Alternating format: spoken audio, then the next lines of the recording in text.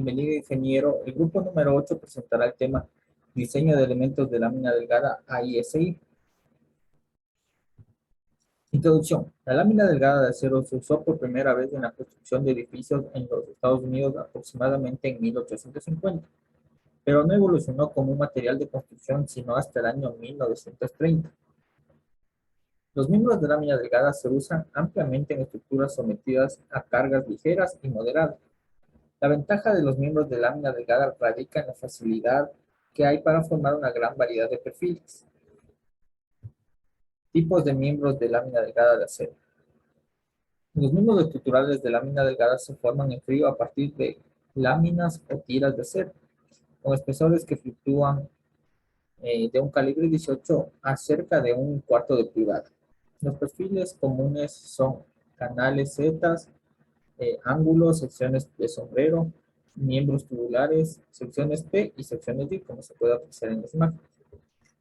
En otra categoría se incluyen las secciones formadas de frío, manufacturadas por lo general en paneles, para usarse en cubiertas de techo, pisos y paredes. Los espesores varían por lo general de un calibre 26 a un calibre 14, para paneles de peralte de 3.8 centímetros a 19 centímetros. En la tabla número 1 se indican los calibres nominales por medio de los cuales se define el espesor de lámina sin recubrir. Las consideraciones de diseño. El uso de material de lámina delgada y el proceso de formado en frío introducen unos cuantos factores adicionales que deben considerarse en el diseño de componentes estructurales. El criterio de diseño para láminas delgadas se basa en la resistencia post-pandeo del miembro. En los miembros a compresión se introduce un factor de forma Q, el cual representa el efecto de pandeo local en la reducción de la resistencia de la sección transversal de la columna. Debido a que las secciones se hacen de un material delgado, estas pueden estar sujetas a un pandeo torsional o a un pandeo torsoflexionante. La capacidad de carga de una sección dada puede aumentar apreciablemente utilizando atizadores intermedios o atizadores de borde. La función de estos atizadores es la de aumentar el área efectiva de la sección transversal, lo cual suministrará un refuerzo a un ancho grande. Al igual que el diseño estructural convencional, deben considerarse también los efectos locales, tales como tipos de conexión, apoyos en los extremos y empleo del formado en frío. Los esfuerzos permisibles. Las especificaciones A y SI establecen un esfuerzo básico de diseño, aplicable en casos de tensión directa y de compresión por flexión, que se determinará dividiendo el esfuerzo de fluencia del acero entre un factor de seguridad de 1.65. Sin embargo, este esfuerzo básico de diseño es aplicable solo a condiciones en las cuales los miembros fallan por fluencia. Cuando la resistencia de un miembro está controlada por pandeo, se debe usar un esfuerzo permisible o un área efectiva reducida. Nuestro estudio vamos a hablar sobre la resistencia de columnas. La resistencia de las columnas es la capacidad que tiene para soportar una carga de este miembro estructural. Y esta falla que se puede dar se puede controlar por cada uno de los tipos. El tipo A de aplastamiento, en donde todo el miembro estructural se ve afectado y falla. El pandeo local es únicamente cuando una parte del miembro del elemento estructural se ve afectada. El pandeo general se da cuando este elemento cede a lo largo de toda su longitud, y el pandeo torsional se da cuando existen fuerzas tanto en un sentido como en otro, lo que provoca que la columna desarrolle este tipo de deformación. La falla por aplastamiento se puede presentar en miembros muy cortos con relaciones de L sobre R menores a 20. El aplastamiento comienza cuando el esfuerzo de la columna alcanza el esfuerzo de fluencia. La falla por pandeo local se presenta solamente en columnas muy cortas, cuando las relaciones desde el test L sobre R es menor que 20, con columnas de longitud intermedia cuando las relaciones del esbeltez L sobre R está comprendida entre 20 y 120. Esta falla se presenta cuando todos los elementos de la placa han desarrollado su capacidad de carga total. La observación de este comportamiento de los elementos de pared delgada en pruebas dio como resultado la siguiente clasificación. Elementos atiezados son los que fallan por fluencia y no se pandean. Y los elementos sin atiezar son elementos con uno o varios extremos libres. En el diagrama, en la parte inferior. La carga axial. Continuando con la exposición, vamos a hablar ahora del pandeo principal por columna. Las ecuaciones de Euler para el pandeo es válida para secciones transversales de lámina delgada, siempre que el esfuerzo calculado esté por debajo del límite de proporcionalidad, y para esfuerzos por encima de este límite se sustituye E por el módulo tangente, que es el E sub T. Y ahí tenemos la fórmula siguiente por procedimiento recomendado por Coulomb Richard Council, más conocido como CRC. Puede aproximarse esta ecuación mediante una parábola tangente a la curva de Euler, como es FV sobre 2, como está la ecuación. También podemos decir que el efecto del pandeo local se incluye introduciendo el factor de forma, que es el Q. Las ecuaciones anteriores de las columnas se ajustan para incluir este factor de efecto local y pueden expresarse como las fórmulas siguientes y utilizando un factor de seguridad constante de 1.95. Esto quiere decir se usa un factor de seguridad uniforme a 1.95 para todos los valores de L sobre R, porque las secciones de lámina delgada formadas de enfrío no son por lo general compactas, porque las excentricidades y las deformaciones iniciales tienen efectos grandes y porque las conexiones en los extremos son relativamente flexibles. En la figura nos muestra unas curvas típicas de F sub V es igual a 2.320 kilogramos centímetros cuadrados y la relación L sobre R. Máxima permisible no debe exceder los 200, excepto durante la construcción. Esto quiere decir que mientras puede ser mayor, siempre y cuando no exceda los 300. Y ahora vamos a hablar de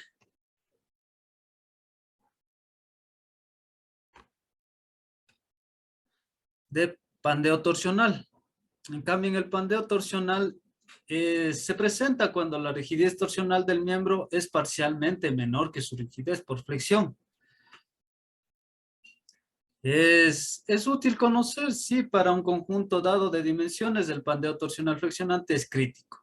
Se han obtenido soluciones para ciertos perfiles comunes, como es, en este caso tenemos modos de pandeo por ángulos de pared delgada, módulos de pandeo para canales de pared delgada y el módulos de pandeo para secciones de sombrero de pared delgada. Vamos a hablar ahora de los miembros tubulares cilíndricos en compresión. Los tubos cilíndricos son económicos para miembros en compresión, debido a la gran relación de un radio de giro, a la gran relación de su radio de giro al área, la cual permanece constante para todos los ejes. Los miembros tubulares de pared delgada pueden fallar por pandeo local y por pandeo de conjunto.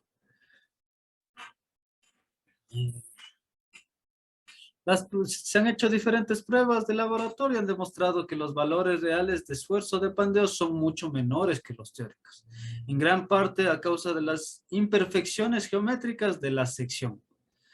La curva indica que la relación F última sobre FU del esfuerzo último en el instante de la falla al de la afluencia depende del parámetro ET sobre FY por D.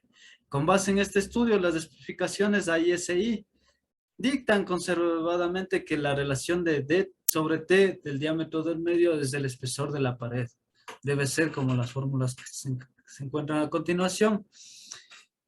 Sobre esta base no se representa el pandeo local y será aplicable a las fórmulas de las columnas como el Q igual a 1. Gracias.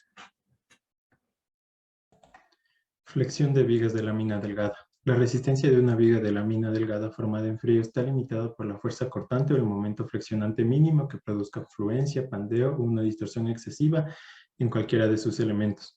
Cuando el funcionamiento adecuado de la viga depende de su deformación, su resistencia útil puede ser menor que el valor obtenido mediante sus limitaciones por cortante o por momento. La distribución de esfuerzos en el momento de la falla depende de la simetría de la sección transversal y de las características de esfuerzo de formación del material. Se pueden presentar tres casos. El perfil se flexiona respecto a un eje de simetría y los patines de tensión y de compresión alcanzan el esfuerzo de fluencia casi simultáneamente. Por consiguiente, la distribución de esfuerzos en el instante de la falla es casi lineal. El segundo, el perfil se flexiona respecto a un eje neutro que no está en el plano de simetría y en estas circunstancias pueden fluir los patines de tensión, mientras que los de compresión están sometidos a esfuerzos relativamente bajos. Un aumento de carga por encima de la fluencia inicial de los patines de tensión ocasionará un desplazamiento del eje neutro hacia arriba, hacia el patín de compresión, presentándose una redistribución de esfuerzos, de modo que en el instante de la falla tanto las áreas de tensión como las de compresión se encontrarán trabajando al esfuerzo de fluencia. Y en el C, el mismo perfil se flexiona en la dirección opuesta. Los patines de compresión pueden fluir o pandearse primero. La falla se presenta con muy poca deformación adicional y la distribución de esfuerzos es casi lineal nuevamente. Para determinar la posición del eje neutro y el momento de inercia, la sección transversal efectiva debe conocerse el ancho efectivo de los elementos atiezados. El ancho efectivo depende del esfuerzo de flexión y este a su vez del módulo de sección. Para esto se tiene por medio de aproximaciones sucesivas. Se estima primero el esfuerzo de flexión en el elemento atiezado y se calcula el correspondiente ancho efectivo, calculándose a continuación las propiedades de la sección. El pandeo lateral en patines de compresión. Para el diseño por flexión, en primer lugar, se determina la capacidad de la trave de acuerdo con la fluencia del patín de tensión. Una vez analizado este primer punto, se llevará a cabo como segunda parte del proceso de resistencia el referido al pandeo del patín a compresión. La resistencia por pandeo del patín de compresión se determinará por el pandeo local o por el pandeo lateral torsional de cualquiera de los dos patines. La resistencia nominal por flexión correspondiente al pandeo del patín en compresión se basa en la siguiente ecuación. Momento nominal por flexión es igual al módulo de sección elástico por factor de la trave híbrida por esfuerzo crítico del patín de compresión. Los parámetros lambda, lambda sub r y lambda sub p representan los diferentes rangos para la obtención de los diferentes esfuerzos críticos. Mientras tanto, debemos mencionar que para el pandeo lateral torsional se usa la esbeltez de una porción de región o compresión de la trave armada. El efecto de la curvatura. Bien, pues el análisis convencional de vigas en sección y en cajón se basa en la suposición de que los patines permanecen planos o que no se distorsionan en la dirección perpendicular al plano. Como tenemos aquí en la primera imagen, tenemos un ejemplo en el cual podemos observar que es una viga, pero en este caso estamos observando la sección transversal, la cual se está sometiendo a una carga uniforme. Pero como obviamente podemos ver, la viga, como nos dice aquí, no se deforma en la dirección perpendicular, sino más bien lo que podemos ver es que lo que sufre una distorsión son los patines de la misma. Bien. En perfiles en los cuales la relación de ancho-espesor del patín y la curvatura de la viga son pequeños, en cambio, las cargas de aplastamiento, como en el caso anterior, en este caso son despreciables, ya que las distorsiones que generan en los patines son mínimas. En cambio, en los perfiles en los cuales los patines son anchos y delgados, en los cuales las cargas son cercanas a la afluencia, estas distorsiones ya no son despreciables de dicha magnitud. Se la determina sometiendo a la viga bajo un momento que genera la carga del patín. Ya a su vez de intensidad de esta carga de aplastamiento, que es una carga uniforme, o sea, se la trata como una carga uniforme, se lo obtiene mediante la teoría convencional de vigas, la cual la carga de aplastamiento, como dije anteriormente, no es más que una carga uniforme a lo largo del patín. Siguiente. El efecto de las deformaciones. Pásale, por favor. Bien. En vigas de lámina delgada, la suposición de que las deformaciones son despreciables no es aplicable, y mucho más cuando hablamos de vigas con patines anchos, ya que al someter a un análisis bajo carga concentrada, lo que se obtiene más bien es una incompatibilidad en las deformaciones. Y esta incompatibilidad lo que nos quiere decir es que la distribución de los esfuerzos que se están presentes en la misma es incorrecta. Entonces, para lo cual, la solución que se ha presentado es la introducción de esfuerzos en el sistema, a fin de que se pueda, este sistema se puede equilibrar por sí mismo, es decir, la suma de esfuerzos, tanto en compresión, debe equilibrar a los esfuerzos de tensión. Puedes pasarle, por favor. Bien, pero el análisis matemático de este sistema se ha vuelto muy complejo y mediante el mismo no se obtiene una relación sencilla entre esfuerzos y cargas, para lo cual se puede decir que para determinar el esfuerzo máximo, o sea, el esfuerzo máximo, mejor dicho, depende del tipo de condiciones de carga, de la forma de la sección transversal y de las condiciones de apoyo. Pero para la simplificación de la determinación del esfuerzo máximo, lo que se utiliza generalmente es el concepto del ancho efectivo, que el ancho efectivo no es más que un método por medio del cual se puede tratar los esfuerzos como si fueran uniformes, cuando en realidad no lo son. Esta distribución no es uniforme. Gracias. A continuación, mi compañero. Con exposición. El tema a hablar son esfuerzos combinados, en este caso axiales y flexión. Este tipo de esfuerzos deben ser dimensionados para resistir adecuadamente la acción mecánica de ambos elementos, que es en este caso la perfilería metálica. Para desglosar un poquito más, vamos a hablar acerca de qué son cada uno de estos tipos de esfuerzos. Axial es una fuerza que actúa directamente sobre el centro del objeto en dirección de un eje longitudinal. La flexión es una combinación de esfuerzos, de compresión y de tracción. Para definir un poquito más, he colocado 3 imágenes en las cuales podemos observar. En la primera podemos ver un esfuerzo de flexión, en la segunda un esfuerzo axial y en la tercera una que tenemos con esfuerzos combinados. Para hablar más acerca de los esfuerzos combinados va en la siguiente diapositiva. Aquí podemos observar el comportamiento tanto de esfuerzo axial y compresión y de flexión en este tipo de imagen, en la cual nos dice que el esfuerzo resultante de la resultante A se obtiene con superposición de dos efectos aislados. Esto es lo que pueden observar en esta imagen. Continuando, también se puede observar que el esfuerzo axial puede ser de tensión o de compresión. En este motivo se puede observar los signos positivos y negativos en los cuales pueden estar rodeados de un círculo para recordar el esfuerzo axial. Es uniforme en toda la sección. También se puede observar la probeta ensayada a través de la cual ejercemos una fuerza de la parte superior, en la cual podemos observar que la probeta resiste hasta cierto punto, en el cual ya de esta manera ya va a llegar a un esfuerzo que ya no va a poder regresar a su estado natural, ¿no? La probeta. También podemos hablar de las aplicaciones estructurales que tienen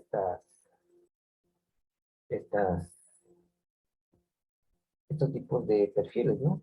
En el cual podemos ver que tenemos en este caso el uso en 3 cosas. Por ejemplo, las cerchas, las vigas y las columnas. Es óptimo por este caso por la rapidez en el proceso de montaje. En segundo, podemos observar en unas láminas de gas alumen, el cual se da más por la fabricación y el costo que presentan las mismas. Es óptimo en este caso. También podemos observar en la tercera parte perfilería no tan estructural, podría decir, sino más bien como de uso de ingeniería eléctrica, ¿no? Ya que son de espesores menores y por su costo van a ser representativos en este tipo de instalaciones. Eso es todo. Gracias, compañero. Gracias, ingeniero.